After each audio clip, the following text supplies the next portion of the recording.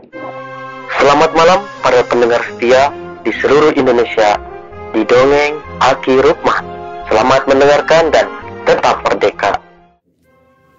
Assalamualaikum warahmatullahi wabarakatuh. Bismillahirrahmanirrahim. Allahumma sholli ala sayyidina Muhammadinil fatihi lima ukhliqo wal khatimi lima syabaqo nasiril haqi bil haqi wal hadi illa siratikal mustaqim wa ala alihil haqqo qadrihi wa miqdarihil azim amma ba'du. Bapak, Ibu, dan kawan-kawan sekalian, selamat malam, sampurasun. Malam ini Aki mulai kedatangan lagi pertanyaan. Ini sebetulnya ada 2, 3, sampai 4 orang ya. Ceritanya baik, terutama Teh Uum ya, Teh Uum dari Kawali, TPD, dinasnya di Kawali tapi sebetulnya orangnya orang Panawangan. Kemudian ada juga yang sedang diklat PIM 4, Ibu Diah dari Purwakarta. Kemudian ada lagi Kang Rohim sedang diklat PIM 3 katanya, dulu mas Sepala ya. Kalau diklat PIM 4 namanya Sepala. Kalau diklat PIM 3 itu namanya Sepadia kalau dulu mas. Sekarang namanya seperti itu. Menanyakan tentang sekarang ini Ki katanya posyandu itu sedang seksi.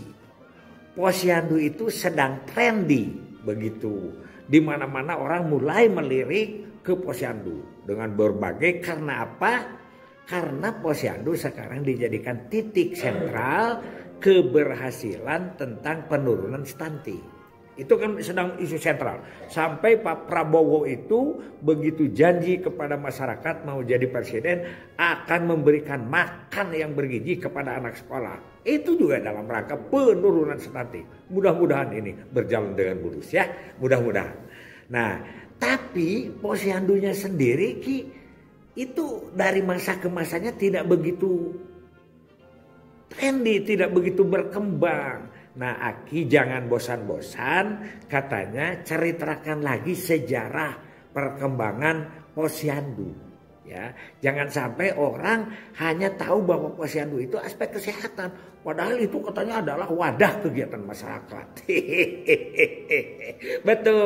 Betul sekali. Tapi jangan bosan ya, karena ini sudah beberapa kali Aki bahas.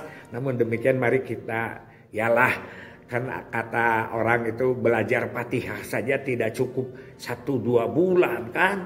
Belajar ngitung aja dari SD itu kelas 4 itu baru bisa 1-2 begitu. Jadi kita juga tidak bosan-bosan. Begini yang Aki tahu. Yang pertama Aki dipindahkan dari Kabupaten Bandung ke Kabupaten Subang tahun 79. Jadi supervisor lapangan waktu itu. Nah, waktu di Subang tiba-tiba Aki diundang sebagai KPLS. Kasih KP, P nate program, L nate lapangan, S-nya supervisi. Jadi kasih program lapangan dan supervisi. Ya program lapangannya ya supervisinya. Jadi itu juga ya. Itu. Diundang kemana? Diundang ke Diklat atau Balai Pusdiklat Gizi di Bogor. Lupa lagi Aki juga lama-lama aja dulu Aki jarang ke Bogor, sudah diangkat ke sana langsung saja. Semua kasih KPLS, bukan Aki sendiri, tapi semua kasih KPLS seluruh Jawa Barat. Dan Jawa Barat itu masih termasuk Banten waktu itu kan, begitu. Kang Burhan dari Lebak ya, Pak Saptari dari mana Serang, banyaklah Pak siapa Suryaman ya. Pak banyaklah, Aki juga sudah ada, Kang Usman dari Bogor, Kang Nang dari Tangerang ya, Kang Ajat dari Karawang ya, dan sebagainya lah, termasuk Pak Carlan dari Kabupaten Bandung. Nah, ceritanya di situ itu ada penjelasan dari Direktur Gizi di Departemen Kesehatan, masih Departemen waktu itu, bahwa tahun-tahun akhir itu ada evaluasi dari WHO. WHO itu kan Badan Kesehatan Dunia ya, di PBB. Itu bahwa ada negara-negara yang masyarakatnya, terutama anak-anaknya kurang gizi.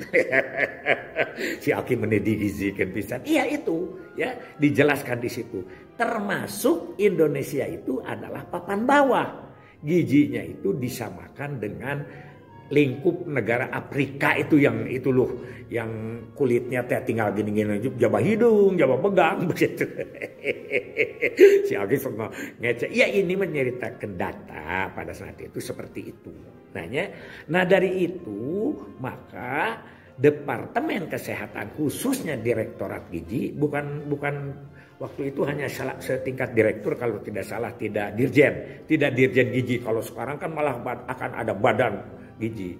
Nah, tahun itu menyatakan ada kita usaha untuk menurunkan gizi. Ya, belum disebut UPGK, belum disebut usaha perbaikan gizi keluarga, belum. Tapi yang penting bahwa kita sekarang melakukan usaha-usaha itu. Jadi kurang gizi itu disebutlah bahwa yang pertama karena ini seperti sekarang saja. Dan di rembugan waktu itu adalah dengan 3 departemen. Departemen Kesehatan sebagai leading sektor, koordinator. Nah, BKKBN karena punya tenaga sampai ke bawah itu, PLKB itu dan juga institusinya, maka dia diberi tugas yaitu yang pertama adalah KIE, penggerakan. Jadi sosialisasinya, penggerakannya tentang gizi waktu itu dipercayakan kepada kita. Nah, Departemen Kesehatan sebagai koordinatornya dan penyediaan pangannya, penyediaan makanannya diserahkan kepada Departemen Pertanian.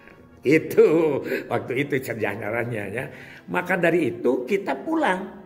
Kita pulang yang pertama adalah akan memantau tentang perkembangan berat badan anak.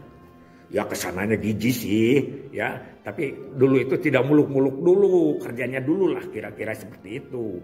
Bahwa satu prinsip anak tambah umur tambah berat badan itu sehat, gitulah seperti itulah kira-kira.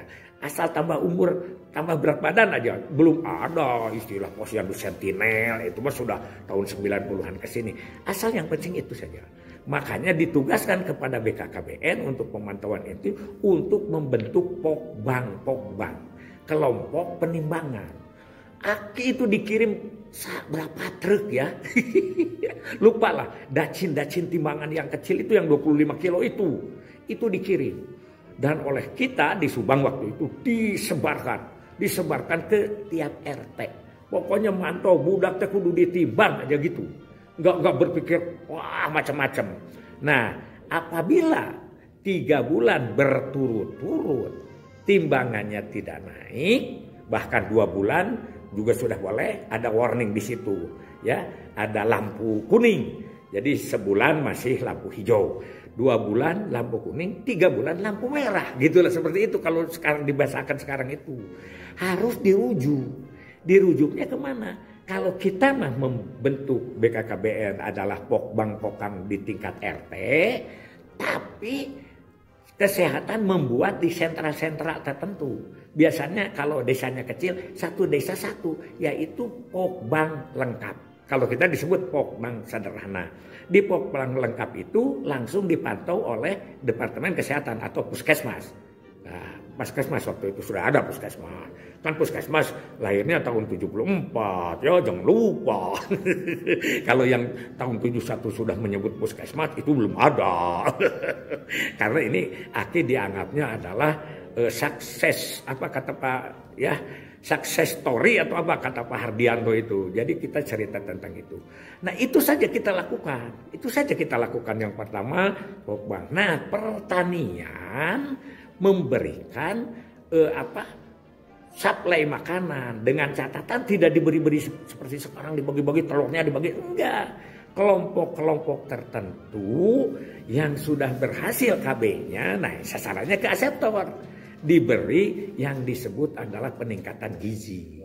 Yang Aki itu disesuaikan dengan daerah kan, itu namanya juga pemberdayaan masyarakat. Kalau pemberdayaan masyarakat itu harus sesuai dengan kondisi yang ada, potensi kan. Apa itu pemberdayaan? Pemberdayaan adalah menggali potensi, kemudian difasilitasi, dan potensi itu dipakai oleh dia sendiri. Itu sederhananya. Dulu itu kan, wah, belum profesor kan belum masuk dengan istilah-istilah yang keren. Yang penting mah itu aja pemberdayaan mah ya.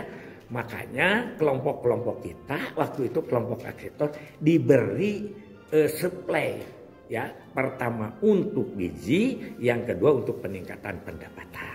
Nah, disebutnya income generating. Nah, Aki daerah Subang waktu itu diberinya kelinci. Ini kembali kelinci. Dan Aki pilih waktu itu adalah daerah-daerah yang sudah maju kelompoknya. Yaitu daerah Kosar, Sawangan gitu ya.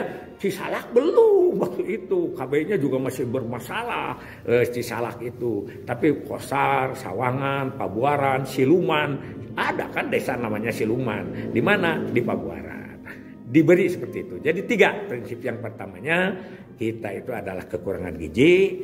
Motonya adalah anak bertambah umur bertambah sehat badannya.